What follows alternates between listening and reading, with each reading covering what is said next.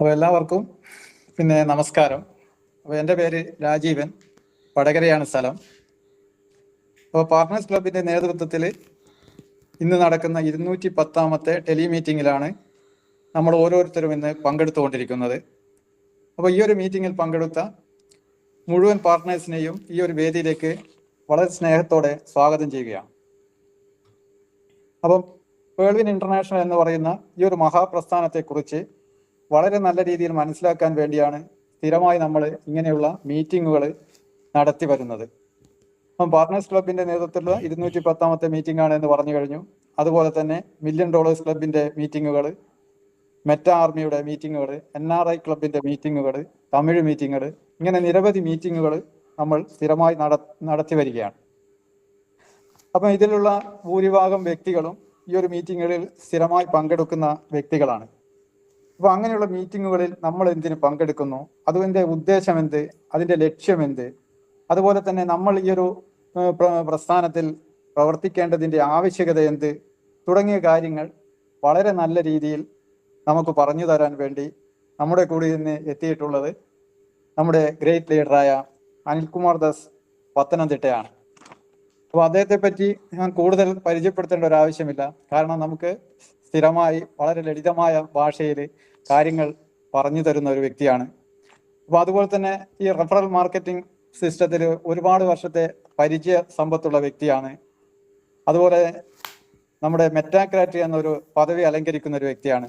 അപ്പോൾ എന്താണ് ഈ മെറ്റാക്രാറ്റ് എന്ന പദവി, അതിലേക്ക് എത്തിപ്പെടാൻ എന്തൊക്കെയാണ് മാനദണ്ഡങ്ങൾ എന്നതിനെ കുറിച്ചൊക്കെ ഇന്നലെ ക്ലാസ്സിൽ നമ്മുടെ ഗ്രേറ്റ് ലീഡറായ മൈസൂർ അശോകൻ സാർ നമുക്ക് പറഞ്ഞു തന്നിട്ടുണ്ട്. അപ്പോൾ അതുപോലെ തന്നെ ഈ ഒരു മീറ്റിങ്ങിന്റെ വൈൻഡപ്പ് സെഷൻ കൈകാര്യം ചെയ്യുന്നത് വടകരയുടെ ഗ്രേറ്റ് ലീഡറായ രമേഷ് സാറാണ്. അദ്ദേഹവും പേൾവിൻ എന്ന് പറയുന്ന ഈ ഒരു പ്രസ്ഥാനത്തെ നെഞ്ചേറ്റിക്കൊണ്ട് വളരെ നല്ല രീതിയിൽ പ്രവർത്തനം കാഴ്ചവെക്കുന്ന ഒരു വ്യക്തിയാണ്. അപ്പോൾ നമുക്ക് ഈ ഒരു സെഷൻ കൈകാര്യം ചെയ്യാൻ വേണ്ടി നമ്മുടെ ഗ്രേറ്റ് ലീഡറായ അനിൽകുമാർ ദാസ് സാറിനെ വളരെ സ്നേഹത്തോടു കൂടി ഈ ഒരു പ്രോഗ്രാമിലേക്ക് ക്ഷണിക്കാം. അപ്പം please Anilkumar sir, welcome. Thank you, Rajivan sir. Thank you very much. Okay. Thank you. Dear Partners Club members, ഏവർക്കും നമസ്കാരം. ഫ്രണ്ട്സ്, ഞാൻ അനിൽകുമാർ ദാസ് ഫ്രം പത്തനംതിട്ട. നമുക്കറിയാം, പാർട്ട്നേഴ്സ് ക്ലബ്ബ് പേൾവൈൻ ഇന്റർനാഷണലിന്റെ ബിസിനസ് പ്രൊമോഷനുമായി ബന്ധപ്പെട്ട് ഞായറാഴ്ച തോറും 8:30 PM മുതൽ നടത്തി വരുന്ന ടെലിമീറ്റ് ഇന്ന് 210ാമത്തെ ആഴ്ചയിലേക്ക് കടന്നിരിക്കുകയാണ്. രാജീവൻ സാർ, അങ്ങയുടെ മൈക്ക് ദയവായി ഒന്ന് മ്യൂട്ട് ചെയ്യണം പ്ലീസ്. Thank you. അപ്പൊ തീർച്ചയായിട്ടും നമ്മൾ ഇന്ന് 210ാമത്തെ ആഴ്ചത്തെ ടെലിമീറ്റിലേക്ക് നമ്മൾ ഏവരും ഇന്ന് കടന്നിരിക്കുന്നു. നമ്മുടെ പ്രവർത്തനങ്ങൾ എല്ലാ മേഖലകളിലും വളരെ ശക്തമായിട്ട് നടന്നുകൊണ്ടിരിക്കുന്ന ഒരു സാഹചര്യം. അതോടൊപ്പം തന്നെ ഓൺലൈൻ മീറ്റിങ്ങും ഓഫ്ലൈൻ മീറ്റിങ്ങും ഒരുപോലെ നമുക്ക് കണ്ടക്ട് ചെയ്യാൻ വേണ്ടി കഴിയുന്നു. ഇന്ന് എന്നെ സംബന്ധിച്ച് പറയാമെങ്കിൽ പെരുമ്പാവൂര് വെച്ച് നടന്ന പ്രോഗ്രാം കഴിഞ്ഞ് തിരിച്ച് മടങ്ങുന്ന ഒരു അവസ്ഥയിലാണ് ഞാൻ ഇന്നുള്ളത്. ഞാൻ മാത്രമല്ല, ആ മീറ്റിങ്ങിൽ പങ്കെടുത്ത ശ്രീ ജനാർദ്ദന ബാബു സാറ്, ശ്രീ ശ്രീഹരി സാറ്, അതോടൊപ്പം തന്നെ പെരുമ്പാവൂരിന്റെ ഗ്രേറ്റ് ലീഡറായിട്ട് പ്രവർത്തിക്കുന്ന ശ്രീ ശ്രീജിത്ത് സാറ്. വളരെ നല്ല ഒരു അനുഭവമായിരുന്നു ഇന്നത്തെ ആ ഒരു ഫിസിക്കൽ മീറ്റിംഗ്. ഏതാണ്ട് 10-25ഓളം ആളുകൾ പങ്കെടുക്കുകയും അതും പേൾവൈനിൽ നേരത്തെ പ്രവർത്തിച്ചിരുന്ന നിരവധി ആളുകൾ വരികയും കാര്യങ്ങൾ മനസ്സിലാക്കുകയും അവരൊക്കെയും തന്നെ ശക്തമായിട്ട് മുന്നോട്ട് പോകാനുള്ള തീരുമാനമെടുത്ത് മടങ്ങിയ ഒരു മീറ്റിംഗും കൂടിയായിരുന്നു ശരിക്കും പെരുമ്പാവൂരിലെ മീറ്റിംഗ്. ഞാനിപ്പോൾ വീട്ടിലേക്ക് എത്തിച്ചേരാൻ വേണ്ടി കഴിഞ്ഞിട്ടില്ല. ഓൺ ദ വേയിലാണ് ഈ പ്രോഗ്രാം ചെയ്യുന്നത്. ഒരുപക്ഷെ ചിലപ്പോൾ റേഞ്ചിന്റെ പ്രശ്നങ്ങൾ വരുമോ എന്നുള്ള കാര്യത്തെക്കുറിച്ച് എനിക്ക് അറിയില്ല. എനിവേ, എല്ലാ മേഖലകളിലും നമ്മുടെ പ്രവർത്തനങ്ങൾ വളരെ ശക്തമായിട്ട് മുന്നോട്ട് നീങ്ങുന്ന ഒരു അവസ്ഥയിലാണ് നമ്മൾ ഇന്നുള്ളത്. അതേപോലെ തന്നെ നമ്മൾ അച്ചീവേഴ്സിന്റെ ലിസ്റ്റ് നോക്കാമെങ്കിൽ നമ്മുടെ ഗ്രൂപ്പിനെ സംബന്ധിച്ച് എല്ലാവരും, ഓൾമോസ്റ്റ് എല്ലാ ആൾക്കാരും വളരെ ഹാപ്പി ആയിട്ട് മുന്നോട്ട് പോകുന്ന ഒരു സാഹചര്യം. അപ്പൊ തീർച്ചയായിട്ടും ഇന്നത്തെ ഈ ഒരു പ്രോഗ്രാമില് നിലവിൽ പേൾവൈൻ ഇന്റർനാഷണലിന്റെ ഭാഗവാക്കായവരോടൊപ്പം തന്നെ പുതിയ നിരവധി ആളുകളും ഇന്നത്തെ ഈ മീറ്റിംഗിൽ പങ്കെടുക്കുന്നതായിട്ട് ഞാൻ മനസ്സിലാക്കുന്നു. അപ്പൊ അവരുടെ ശ്രദ്ധയിലേക്കായിട്ട് കുറച്ച് വിവരങ്ങൾ നമ്മൾ പേൾവൈനുമായിട്ട് ബന്ധപ്പെട്ട് പങ്കുവെക്കുവാൻ ആഗ്രഹിക്കുകയാണ്. നിലവിലുള്ള ആളുകളെ സംബന്ധിച്ച് അവർക്ക് ഇത് അറിയാവുന്ന കാര്യങ്ങളാണ്. നമുക്കറിയാം 2015 നവംബർ 28-നാണ് പേൾവൈൻ ഇന്റർനാഷണൽ എന്ന ഈ ഗ്രേറ്റ് സിസ്റ്റം US ആസ്ഥാനമാക്കിക്കൊണ്ട് യുഎസിലെ ടെക്സാസ് ആസ്ഥാനമാക്കിക്കൊണ്ട് പ്രവർത്തനം ആരംഭിക്കുന്നത്. അതിനുശേഷം ഈ സിസ്റ്റം 2018-ലാണ് ഇന്ത്യയിൽ ലോഞ്ച് ചെയ്യുന്നത്. അന്ന് ഈ സിസ്റ്റത്തിനെ സംബന്ധിച്ച് ഇവിടെ റിസർവ് ബാങ്ക് ഓഫ് ഇന്ത്യയുടെ പെർമിഷനും അതോടൊപ്പം തന്നെ സെബിയുടെ Security Exchange Board of India അഥവാ സെബിയുടെ പെർമിഷനും ഒക്കെ ലഭിക്കുകയുണ്ടായി. റുപ്പി ഡ്രോയിങ് അറേഞ്ച്മെന്റ് എന്ന എഗ്രിമെന്റ് പ്രകാരമാണ് ശരിക്കും റിസർവ് ബാങ്ക് ഓഫ് ഇന്ത്യയുടെ പെർമിഷൻ ഈ സിസ്റ്റം നേടിയെടുത്തത്.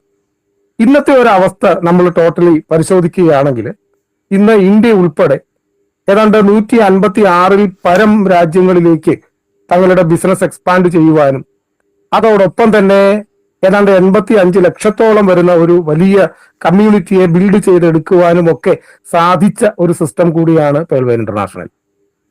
തീർച്ചയായിട്ടും നമുക്ക് ഏവർക്കും അറിയാം, പേൾവൈൻ ഇന്റർനാഷണലിന്റെ ഫൗണ്ടർ എന്ന് പറയുന്നത് ലോകത്തിലെ ഏറ്റവും റിച്ചസ്റ്റ് ഫാമിലിയായ റോസ്ചൈൽഡ് ഫാമിലി. ആ റോസ്ചൈൽഡ് ഫാമിലിയിലെ 5ാമത്തെ തലമുറയിൽ ഉൾപ്പെടുന്നയാളും ഗണിത ശാസ്ത്രജ്ഞനും നോബൽ പ്രൈസ് വിന്നറും ഒക്കെ ആയിട്ടുള്ള ഡോക്ടർ ഡാനിയേൽ ജോൺസൺ, അദ്ദേഹമാണ് നമ്മുടെ ഫൗണ്ടർ സ്ഥാനം അലങ്കരിക്കുന്നത്.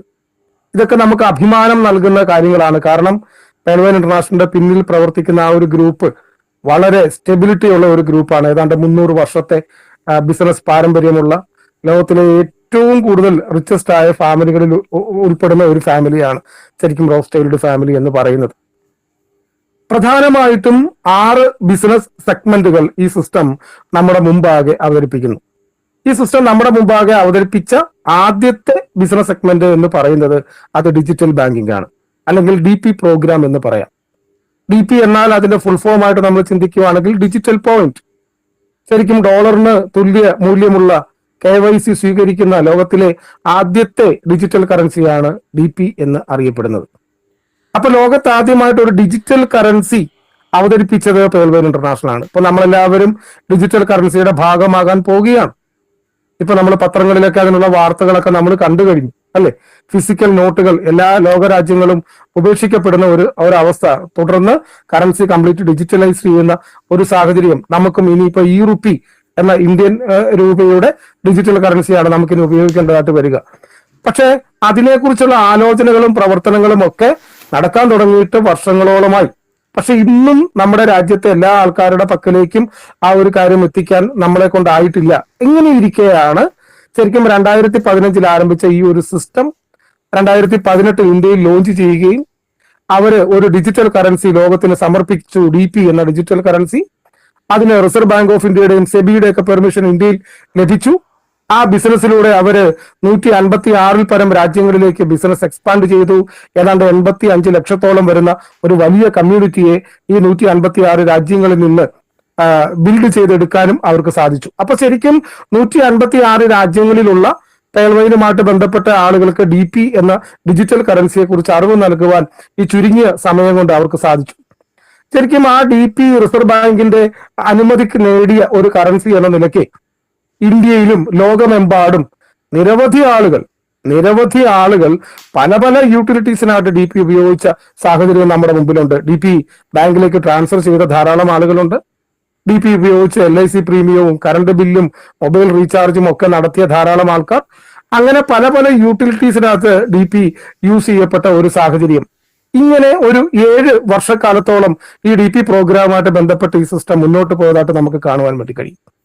അതിനുശേഷമാണ് ശരിക്കും 2022 ജൂലൈ 28-ന് പേൾവൈൻ ഇന്റർനാഷണൽ തങ്ങളുടെ 2ാമത്തെ ബിസിനസ് സെഗ്മെന്റ് ആയ PVC മെറ്റ, പേൾവിൻ കമ്മ്യൂണിറ്റി മെറ്റ എന്ന മൾട്ടി പർപ്പസ് NFT ടോക്കണുമായി ബന്ധപ്പെട്ട 2 പ്രോസസ്സുകൾ ലോഞ്ച് ചെയ്യുന്നത് seed funding and token farming. അപ്പോൾ ഈ 7 വർഷക്കാല ആ ഒരു കാലയളവിൽ പേൾവൈൻ ഇന്റർനാഷണലിന്റെ പ്രവർത്തനങ്ങളെ നമ്മളൊന്ന് പഠിച്ചു നോക്കിയാൽ അതിൽ നിന്ന് തന്നെ നമുക്ക് ഈ സിസ്റ്റത്തിന്റെ ഒരു പൊട്ടൻഷ്യൽ നമുക്ക് മനസ്സിലാവും. ഒന്നാമത്തെ കാര്യം, 85 ലക്ഷത്തോളം വരുന്ന കമ്മ്യൂണിറ്റിയെ ബിൽഡ് ചെയ്തെടുത്ത ആ DP പ്രോഗ്രാമിൽ നിന്ന് ഈ സിസ്റ്റം 1 രൂപ പോലും ലാഭമായി സ്വീകരിച്ചില്ല എന്നതാണ് യാഥാർത്ഥ്യം.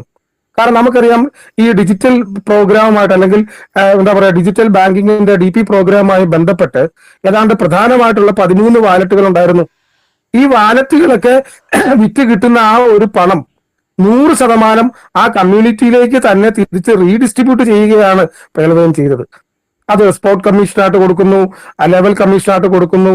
അതുപോലെ തന്നെ ലോകത്ത് ആദ്യമായിട്ട് ഓട്ടോ പൂൾ ഇൻകം, ബാക്കി വരുന്ന പൈസ കൊണ്ട് ഓട്ടോ പൂൾ ഇൻകം എന്ന് പറയുന്ന ഒരു സിസ്റ്റം അവതരിപ്പിച്ചു. അപ്പം ശരിക്കും കളക്ട് ചെയ്ത 85 ലക്ഷത്തോളം വാലറ്റ് ഹോൾഡേഴ്സ് വാലറ്റ് വാങ്ങാൻ വേണ്ടി മുടക്കിയ ആ ഒരു പണം ഈ 85 ലക്ഷത്തോളം കസ്റ്റമേഴ്സിലേക്ക് തന്നെ തിരിച്ചു കൊടുത്തുകൊണ്ട് അങ്ങനെ ഒരു കമ്മ്യൂണിറ്റിയെ ബിൽഡ് ചെയ്തെടുത്ത ഒരു സിസ്റ്റമാണ് ശരിക്കും പേൾവെയിൻ ഇന്റർനാഷണൽ.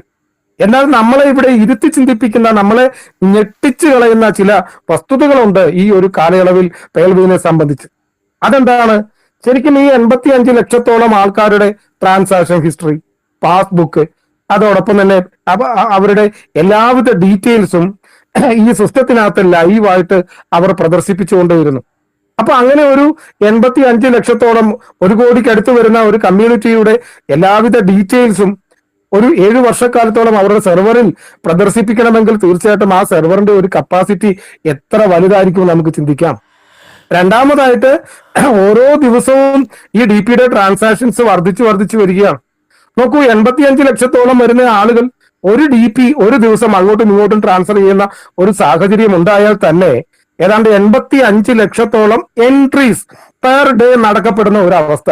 അപ്പോഴാണ് ആ ഒരു അവസ്ഥ കൂടാതെ കണ്ട് ഇത് മൊബൈൽ റീചാർജിനും അതോടൊപ്പം തന്നെ ബാങ്കിലേക്കുള്ള ട്രാൻസ്ഫറിനും LIC പ്രീമിയം പേ ചെയ്യുന്നതിനുമൊക്കെ അഡീഷണൽ ആയിട്ട് ആളുകൾ യൂസ് ചെയ്യുന്നത്.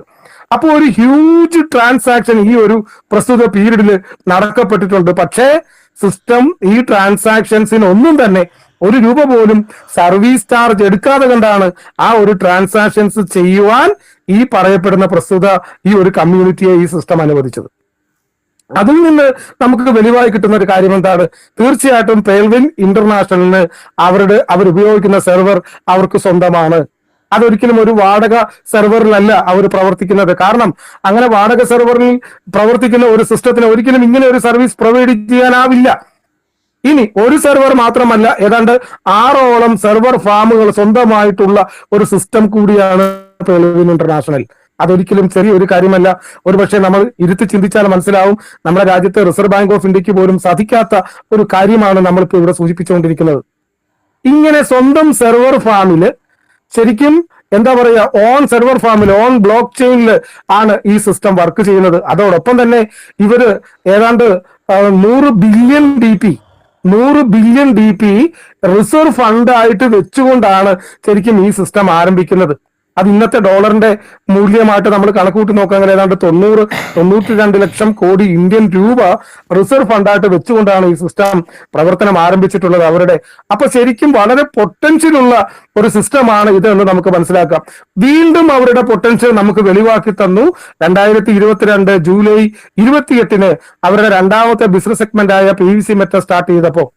അപ്പൊ ഞാൻ നേരത്തെ സൂചിപ്പിച്ചു, ഈ സിസ്റ്റം കളക്ട് ചെയ്ത മുഴുവൻ പൈസയും എന്താ പറയുക, സ്പോർട്ട് കമ്മീഷനായും ലെവൽ ഇൻകമായും ഓട്ടോ പൂളായും തങ്ങളുടെ കമ്മ്യൂണിറ്റിയിലേക്ക് തിരിച്ചു കൊടുത്തുകൊണ്ട് കമ്മ്യൂണിറ്റി ബിൽഡിംഗ് നടത്തിയ ഒരു സാഹചര്യത്തിലാണ് ശരിക്കും, അതായത് കളക്ട് ചെയ്ത മുഴുവൻ തുകയും പബ്ലിക്കിലേക്ക് തിരിച്ചു കൊടുത്ത ഒരു സാഹചര്യത്തിലാണ് ശരിക്കും രണ്ടാമത്തെ ബിസിനസ് സെഗ്മെന്റ് ഇവർ സ്റ്റാർട്ട് ചെയ്യുന്നത്.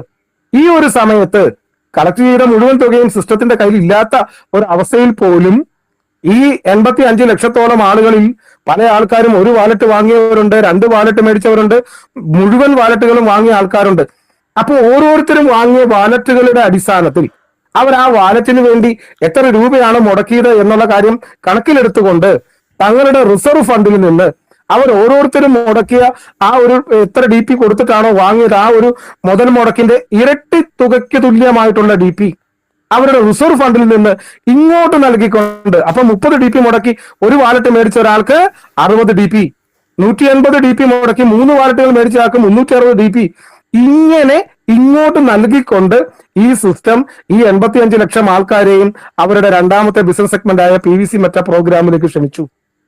ഏതാണ്ട് 15,000 കോടി രൂപയ്ക്ക് മുകളിലുള്ള ഒരു ചിലവ് തീർച്ചയായിട്ടും ഈ ഒരു ഇനത്തിൽ ഈ സിസ്റ്റത്തിന് വന്നിട്ടുണ്ട്. അതൊരു ചെറിയ തുകയല്ല. നോർമലി ഉള്ള ഒരു കമ്പനിക്കാരെ കൊണ്ടും ചിന്തിക്കാൻ പോലും സാധിക്കുന്ന ഒരു കാര്യമല്ല. അപ്പൊ എന്താണെങ്കിലും ഇതിന്റെ അടിസ്ഥാനത്തിൽ ഈ സിസ്റ്റം നിലവിൽ വന്നതിന് ശേഷം പ്രവർത്തിച്ച് കാണിച്ച, തങ്ങളുടെ പൊട്ടൻഷ്യൽ എന്തെന്ന് പ്രവർത്തിച്ച് കാണിച്ച ഒരു വസ്തുത മാത്രമാണ് ഞാൻ ഈ പറഞ്ഞത്. ഇതിന്റെ അടിസ്ഥാനത്തിൽ നമുക്കൊരു കാര്യം നമുക്കിവിടെ വിലയിരുത്താം. നമ്മൾ ഇന്ന് അറിയാൻ വേണ്ടി ആഗ്രഹിക്കുന്ന ഈ ഒരു പ്രസ്ഥാനം, ഈ ഒരു സിസ്റ്റം തീർച്ചയായിട്ടും സാമ്പത്തികപരമായി വളരെ വളരെ അടിത്തറയുള്ളതാണ്. അതോടൊപ്പം തന്നെ തങ്ങളുടെ ഔദ്യോഗിക വെബ്സൈറ്റിൽ പേൾവിൻ വിൽ നെവർ എൻഡ് എന്ന് കുറിച്ച സിസ്റ്റം കൂടിയാണ് പേൾവിൻ ഇന്റർനാഷണൽ. അപ്പൊ ശരിക്കും 100% ഇത് തലമുറകളായി നിലനിൽക്കുന്ന ഒരു പ്രസ്ഥാനമായിട്ട്, ഒരു സിസ്റ്റമായിട്ട് നമുക്ക് ശരിക്കും പേൾവിൻ ഇന്റർനാഷണൽ കാണാൻ വേണ്ടി കഴിയും.